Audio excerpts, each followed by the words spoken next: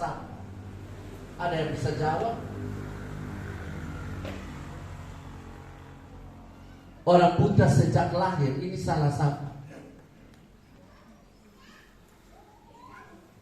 Tidak ada orang yang salah. Yang menciptakan juga tidak salah. Tapi Tuhan berkenan itu terjadi supaya manusia melihat kebesaran Tuhan dan menolong. Dan karena itu Bapak Ibu Saudara-saudara, kalau ada di lingkungan keluarga kita ada satu anak yang autis atau yang tidak bisa melihat atau yang tuli, jangan menutup itu. Karena itu perbuatan Tuhan untuk kita melihat kebesaran Tuhan. Kadang-kadang kita mengeluh Tuhan, kenapa ini yang lain ku anak baik, beta punya ini. Mesti katakan pada Tuhan, terima kasih Tuhan ya, untuk batu ujian ini. Karena dengan demikian kita punya iman diuji. Kita berada dalam satu posisi yang namanya sekolah iman. Dan ketika orang tamat dari sekolah iman itu dia luar biasa. Saya ada semua mungkin tahu, dia dulu direktris Yayasan Alpha Omega, Ibu Sofi Dehan. Anaknya bernama Esra. Itu dia punya tinggi seperti dari ujung kuku saya ke sini. Dia bongkok, tapi dia bisa berbicara dengan baik. Ya. Luar biasa. Ini Ibu Sofi selalu bangga dengan bercerita anaknya seperti ini. Ya, kadang-kadang mereka jalan bawa anak ini. Ini ibu dia tidak merasa ini sebuah penderitaan, ini sebuah sesuatu yang memalukan dia bersama suaminya, tidak. Dia begitu bangga dengan punya anak yang begitu. Kalau botong pasti bilang lu tengah di rumah. Lu ikut kok hanya bikin ribet botong. Lu ikut kok mama dan bapa malu. Itu ada maksud Tuhan di balik itu. Mau menguji kita yang normal ini untuk kita bisa bertahan atau tidak. Itu namanya sekolah iman, sekolah pengujian. Pertanyaannya mengapa? Sudah ada pada diri manusia sejak masa berada di Taman Eden. Ya. Kalau Adam dan Hawa masih hidup, mungkin mereka akan bertanya, mengapa anakku Kain membunuh adiknya Habil? Karena sirik, karena iri hati. Dan ini penderitaan sirik iri hati mulai ada, bercokol dalam kehidupan rumah tangga. Ya, potong sekarang ini dia lahir satu rahim. Tapi tahu potong bisa membunuh. Potong lahir satu rahim, tapi potong bisa baru tidak kenal satu dengan yang lain. Kalau suami istri ini batas salah itu memang juga masuk akal. Kadang-kadang istri datang dari belakang-belakang keluarga yang berbeda dengan suami. Dan bertahun-tahun kita belajar untuk bertemu. Kita belajar untuk hidup bersama-sama. Kita belajar untuk berkata kira-kira kata ini membuat istri tersinggung, membuat suami tersinggung atau tidak. Cukup lama. Tapi yang namanya saudara kandung ini, potong satu darah, potong keluar satu rahim, potong dibesarkan oleh pundak satu bapa. Tapi begitu juga potong serta diri. Kain dan Habel itu coba lihat. Hanya karena persembahan Habel diterima dan Kain tidak. Ini sirik. Apa ya? Bahasa Timur sirik ini sana. Bahasa Timur, sirik ini apa? Yang orang Timur namanya apa? Sirik. Ya. Sium nekap berarti terima di perasaan. Ya, menurut Manaktiun nekap. Itu yang ada di jemaat Tilo. Mana tiup nekaf itu yang ada di jemaat Tilon sepanjang ini jemaat berdiri. Soal pernah hilang-hilang. Saya pernah berdoa memang Tuhan, kenapa ini jemaat yang model bebal seperti ini? Ya, saya pernah berdoa begitu. Karena dari satu persoalan bolong api satu muncul. Satu persoalan bolong api satu muncul. Pada akhirnya saya baca ini peristiwa Kain dan Habel, betul ya. Mulai dari situ kita mulai bersiap. Dalam hidup ini banyak hal yang tidak bisa kita mengerti, namun kita tidak akan mengertinya kelak. Pada masa yang akan datang rahasia itu akan diungkapkan. Dan ini namanya misteri, sesuatu yang tersembunyi, yang belum diungkapkan. Misteri itu belum disingkapkan selama kita masih berada di bumi ini. Sebab selama kita masih ada di bumi, yang pertama, ada banyak hal yang tidak dapat ditangkap dengan otak kita. Coba, Bapak Mama bisa tangkap dengan otak ini virus ini.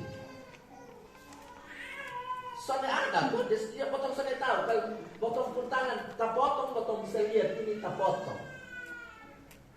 Kalau potong batok pilek ini dia potong batok pilek. Ya. Tapi ini virus pernah tahu.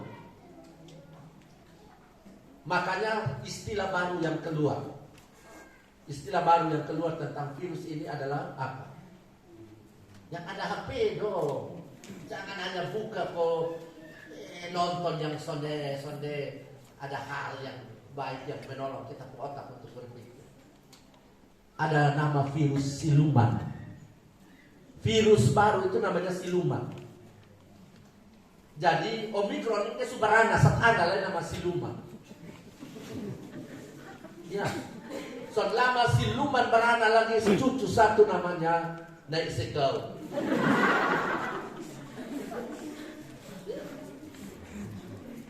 Ibu bapak saudara-saudara, siluman ini kotong sudah tahu dia datang dari telapak kaki atau dari kepala otak atau dari tangan atau dari kateang. Botong sudah tahu. Yang namanya siluman kaget saja. Ya. Ibu bapak saudara-saudara, yang kedua, ada banyak hal yang tidak dapat ditangkap oleh mata kita. Coba, daplia itu Omikron. Siapa yang daplia? Kecuali dokter yang memakai alat mengkali. Tapi itu juga masih menjadi pergumulan WHO. Sampai dengan sekarang virus ya, corona itu sampai sekarang penelitian agak sulit menemukan itu.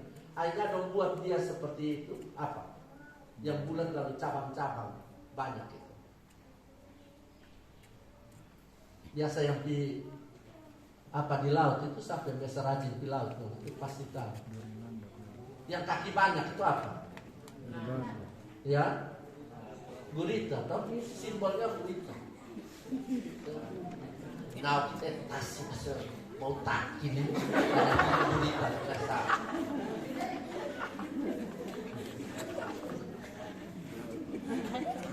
Yang ketiga, ada banyak hal yang tidak dapat diraba oleh tangan. Kita tidak bisa raba itu virus.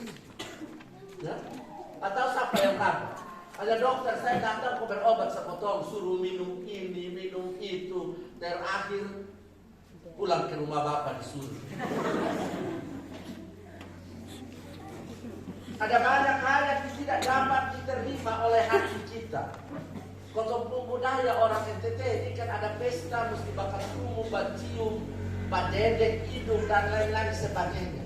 Sekarang corona ini, Omikron ini bikin kotong hanya potong sesama ke orang India dong.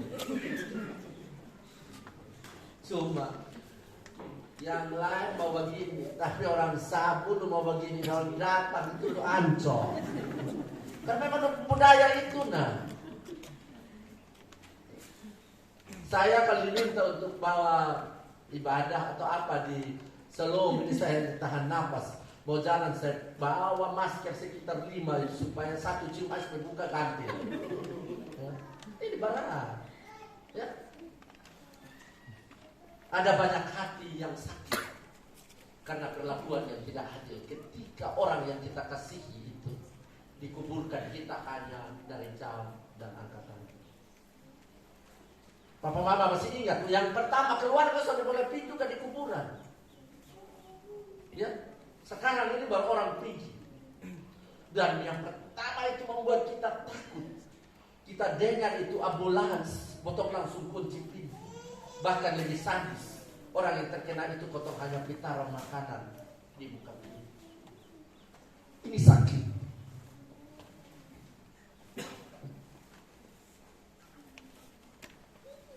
Ada banyak hal yang tidak dapat kita rasakan oleh perasaan kita. Tapi Tuhan tahu, Tuhan menyelidiki hati kita. Karena itu saya mau jawab, sengsara itu sesungguhnya diciptakan oleh dosa juga. Dosa membawa manusia kepada maut dan kematian. Dosa menciptakan kehinaan dalam diri saudara dan diri saya. Dosa menciptakan sengsara dalam hidup kita, sehingga hati kita remuk dan mata kita menumpahkan air mata. Dosa memisahkan kita dari Allah untuk selama-lamanya. Yang kedua, sengsara menuntun kita kepada banyak hal. Sengsara juga menuntun kita untuk mengenal Tuhan. Kalau sakit, beban doa pendeta, buku beban ini banyak. Pentua dong mau doa di rayon, ini kadang-kadang semua doa di rayon kan mesti sebut nama semua. Pentua lupa,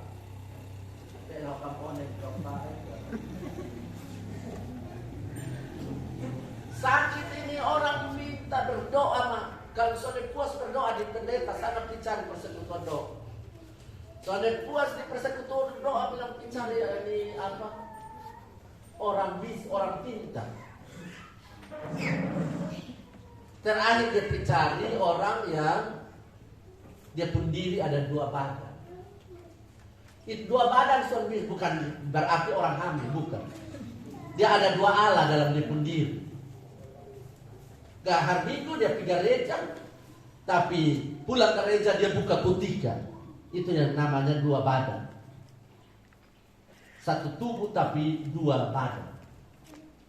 Ya, ibu bapak saudara-saudara yang Tuhan Yesus kasihi, kadang-kadang sengsara ini baru kotong kenal Tuhan. Maka ketika kotong subai, ini nothing fota. Dia lupa Tuhan. Dong sehat ini dong saya datang gereja. Tunggu dulu. Kau sakit tengah malam, bapak datang kok. Dong su ada masalah telepon, pendeta dong pi, kan pendeta dong sepi dong malee, sepi ku gereja. Itu kenal Tuhan karena sengsara saja. Tapi ketika jadi baik, lu sapa beta.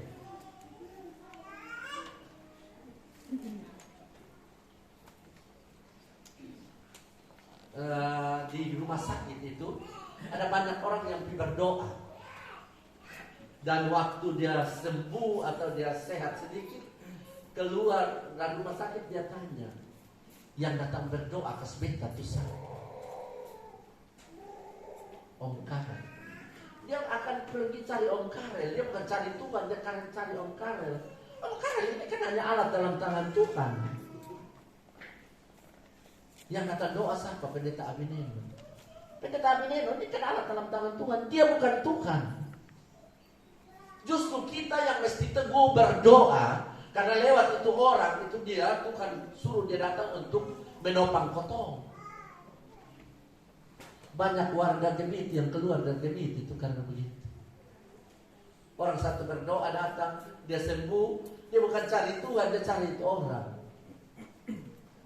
Dia mau ikut orang atau mau ikut Tuhan Yesus. Potong keluarga satu, dia dari Muslim, dia masuk Kristen, istrinya Katolik, dan dua sepakat supaya aman yang Muslim tidak tersinggung, yang Katolik tidak tersinggung, mereka memilih masuk Protestan. Jadi yang suami meninggalkan Muslim, yang perempuan meninggalkan Katolik. Dan datang di rumah dia bilang begini, Om bisa berkat ketong, iya, tapi kita harus lewat pranikah ya, supaya kita paham betul ini. Nah kalau ini usia 20 dan 21, dua anak kecil main rumah anak.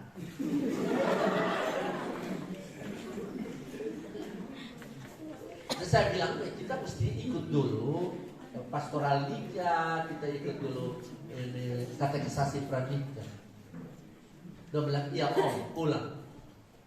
Selama di mama ini telepon beta, Om, ada panggil beta Om, ini sangat dalam banget. Mau ikut Yesus ini, bukan kilat.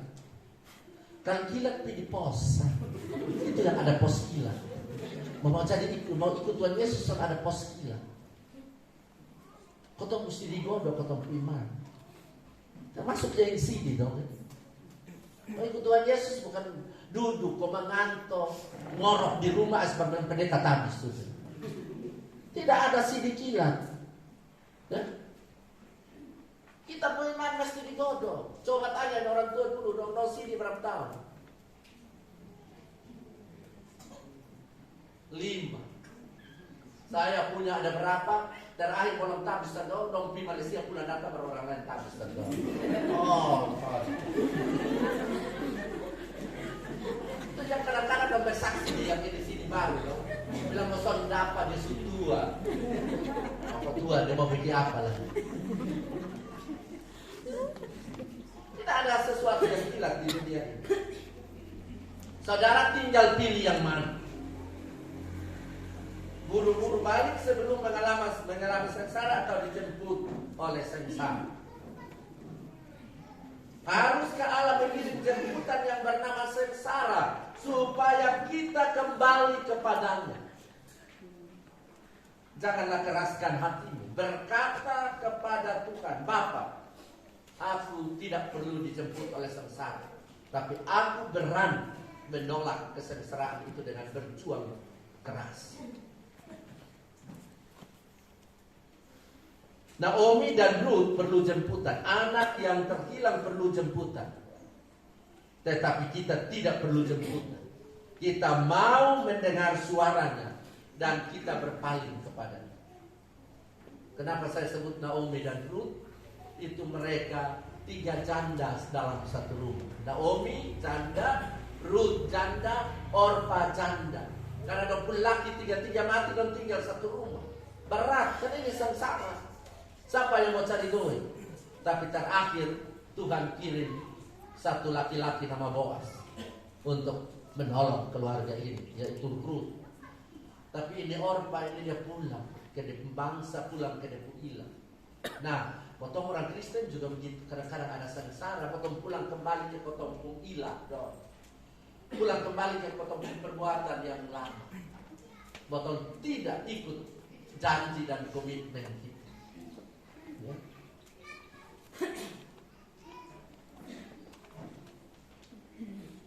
Anak yang terhilang dia dijemput.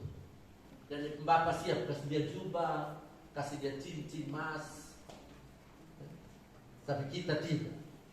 Kita mesti berjuang untuk mengatakan kepada sengsara, saya siap untuk menantang engkau. Kita mesti katakan demikian. Sengsara menuntun kita untuk hidup bagi Allah. Tuhan tahu persis setiap masalah kita yang kita hadapi. Dia sering mengizinkan hal itu terjadi dalam hidup kita. Karena dia tahu bahwa sengsara mendorong kita untuk hidup bagi dia. Baru-baru kami punya teman pendeta, kami punya dosen yang cukup dikenal, pendeta Deker Maboy meninggalkan istri dan anak-anak. Ketika kami melayat, saya bilang istrinya, Ma Inge, Tuhan tahu ketompo perjuangan sebagai pendeta. Dan dia menyiapkan tantangan besar ini karena dia tahu Ma Inge sudah dampingi Bapak Deker selama hidup dan tantangan sudah makan garam dan lalu lenyap. Baru-baru pendeta era Selado, saya bilang pada anak dua, yang satu SMP, satu masih SD. Saya anak pendeta di Tuhan uji kau tahu. Tuhan sudah tahu bahwa selama papa masih hidup tantangan terlalu banyak. Dan karena itu Tuhan mengizinkan tantangan itu ada. Karena dia tahu bahwa son dua kuat untuk pikul itu tantangan.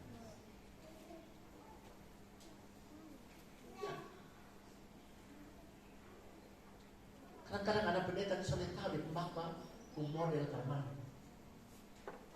Karena di pembapa harus jalan melayani jam 6 pagi, jam 5 pagi, pulang sulap.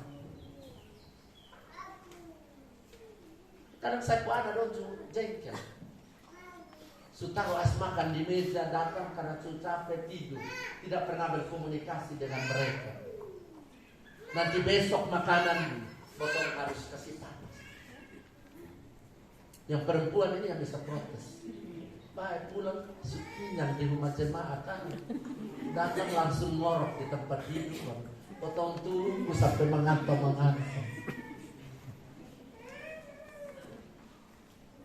Ini juga dialami oleh Bapak Uri. Pasti yang cerewet Sarah selalu protes. Yang berikut, sengsara menuntut kita untuk menolong orang lain. Baik juga.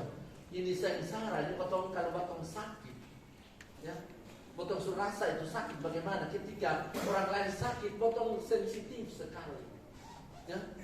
Aduh, ambil air, ambil makan, ambil potong bantu dia. Atau di rumah saya mau tanya, kalau mama ini sakit, bapak dong bilang lebih cepat, lebar. Ada kok? Suami-suami dong ada yang gitu kok?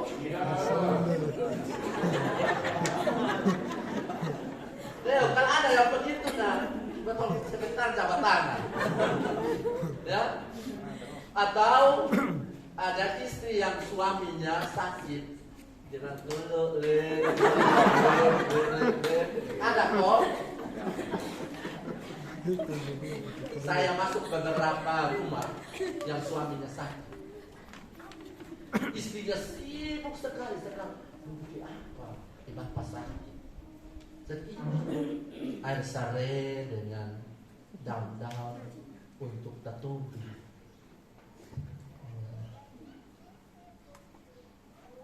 Tertahu ini istri yang sakit suami dokter Tobi ke suami serta dia itu rahasia rumah tangga ya, pasti tidak usah mau terbuka.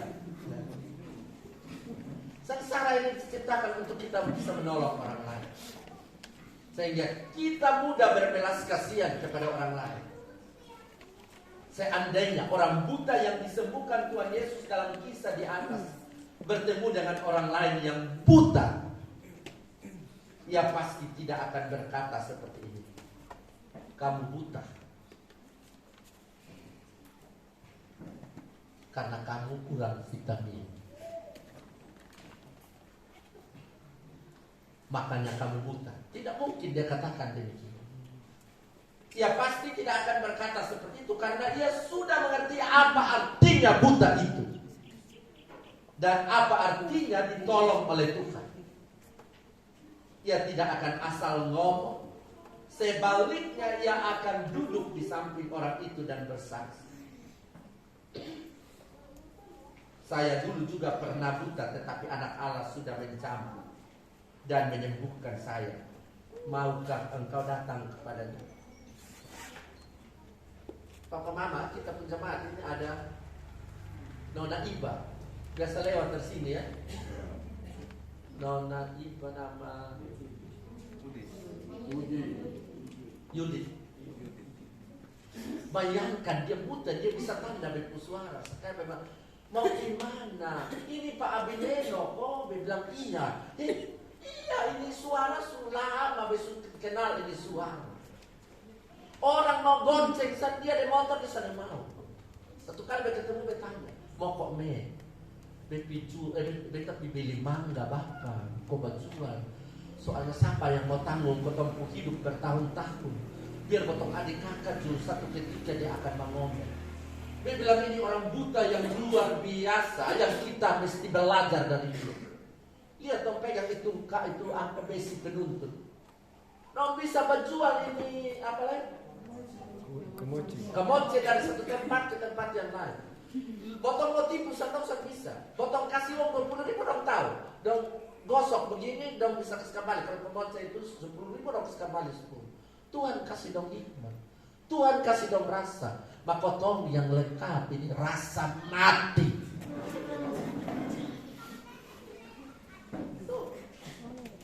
Potong, siapa lu? Saya akui itu Yudit. Saya pernah pulang tanya Mam Ete. Mam Ete Yudit datang kok. Mam Ete aku bilang sorte apa? Kita dipegang mangga banyak-banyak. Itu hari ada satu anak yang memonceng di berjalan. Dan dia jual dengan total sana. Bayangkan orang yang buta saja, dia tidak buta perasaan. Potong yang lengkap.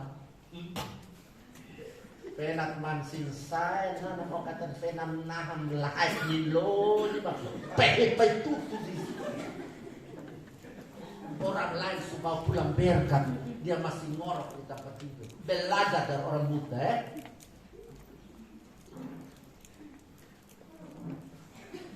potong yang masih kuat. Saya paling benci kalau pilih kupang ke orang yang sorong tangan.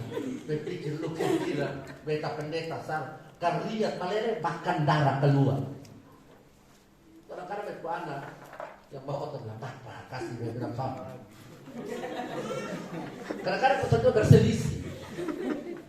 Gimana? Ini memang tidak. Ya. Supaya dia jangan pasti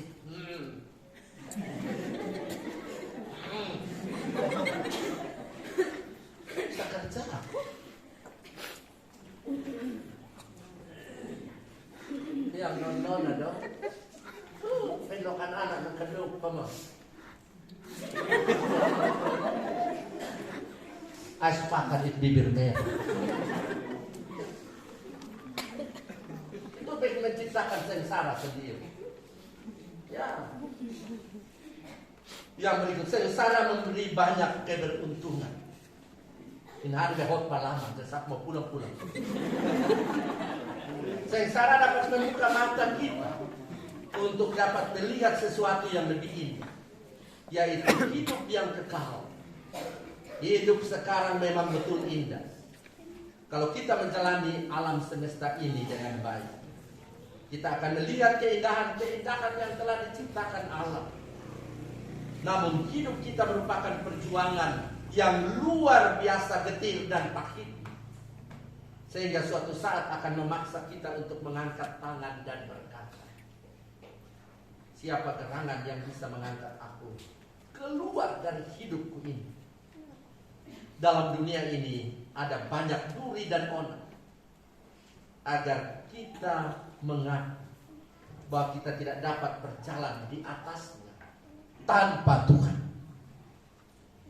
Dalam dunia ini ada banyak rintangan, bagaikan palang besi ataupun tembok yang tebal, agar kita menyadari bahwa tanpa Tuhan kita tidak dapat berbuat apa-apa. Amin. Bersama-sama